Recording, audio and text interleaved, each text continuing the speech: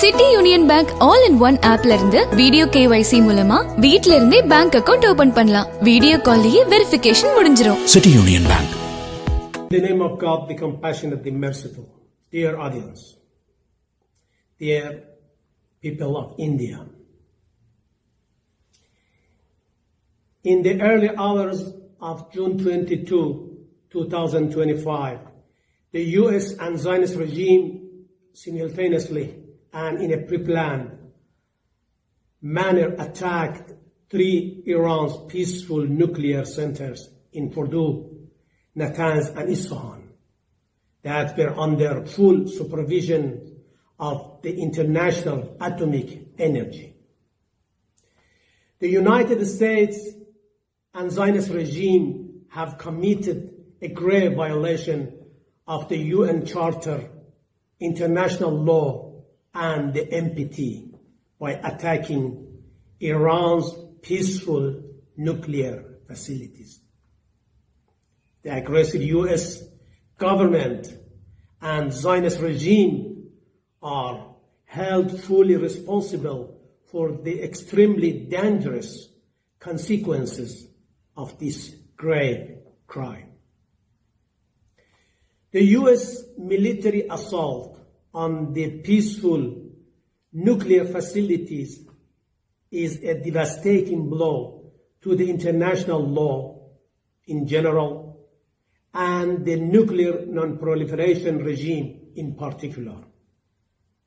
This aggression will definitely entail everlasting consequences that may endanger the stability all across the region and beyond.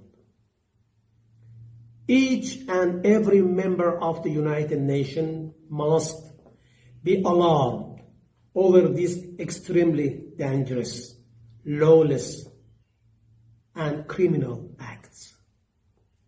As a founding member of the United Nations, Iran expects the UN and each of